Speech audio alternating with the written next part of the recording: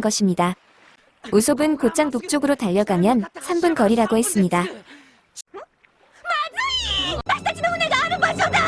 어쨌든 기껏 부어놓은 기름 작전은 헛수고가 되었고 루피와 우솝은 북쪽 해안으로 황급히 달려갔습니다.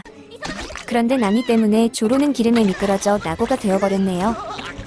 그 시각 해적들은 일제히 북쪽 해안길을 따라 마을로 올라오고 있었는데 다행히도 우솝이 늦지 않게 그곳에 도착했습니다.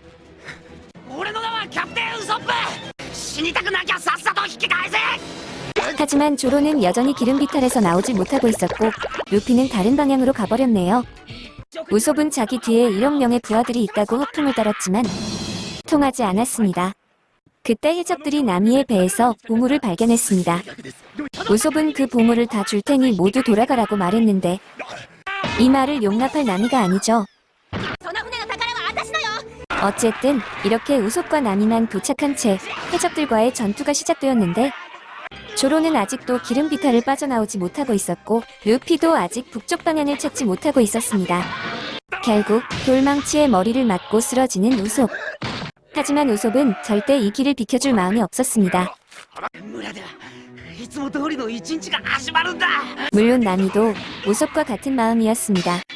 하지만 나미 또한 얘들한텐 역부족인 것 같네요. 장고는 그런 잔챙이들 상대하지 말고 마을을 습격하라고 명령했습니다. 하지만 우솝은 마을로 가지 말라고 끝까지 매달려 봅니다. 우솝은 소중한 마을과 사람들을 정말로 지키고 싶었습니다. 그 순간 멋지게 등장하는 루피와 조로.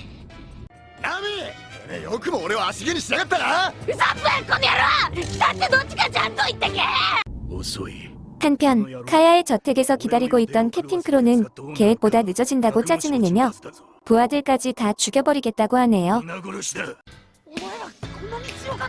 장고는 저 두 녀석을 상대하지 못하냐며 부하들에게 강해지는 최면을 걸었는데 최면에 걸린 해적들은 정말로 강해져 버렸습니다. 헐, 그런데 루피도 함께 최면에 걸려버렸네요. 루피는 고무고무 게틀링으로 혼자서 해적들을 모두 쓰러뜨린 후 거대 해적선의 뱃머리까지 뜯어내버렸습니다. 당황한 장고는 루피에게 잠드는 최면을 걸었고 단순 대마왕 루피는 자신이 뜯어낸 뱃머리에 깔려 그대로 잠이 들어버렸습니다. 한편 잠에서 깬 카야는 집안에 쓰러져 있는 메리 집사를 발견했습니다. 다행히도 메리는 아직 죽지 않았네요. 메리는 크레아들에게 당했다며 그 녀석의 정체는 해적이었다고 했습니다. 그제서야 카야는 우솝의 말이 모두 사실이라는 것을 알게 됩니다. 메리는 용감한 우솝이 필사적으로 우리를 구하려 했지만 바보 같은 우리가 악당을 감싸고 우솝을 쫓아낸 거라며 분개했습니다. 결국 카야는 크레아들과 대화로 해결하기 위해 직접 집을 나섰습니다. 그 시각 해안가 전투에서는 장고가 고양이 형제 샴과 뿌찌를 부릅니다. 샴은 무척 어설픈 느낌으로 조로에게 달려왔지만 사실은 엄청나게 날쌔고 빠른 녀석이었습니다. 심지어 그 짧은 사이에 조로의 두 자루공까지 빼앗아 버리네요. 조로는 칼을 돌려달라고 했지만 이런 건 걸리적거린다며 멀리 내던져 버렸습니다. 화가 난 조로는 그대로 샴의 허리를 베어버렸습니다.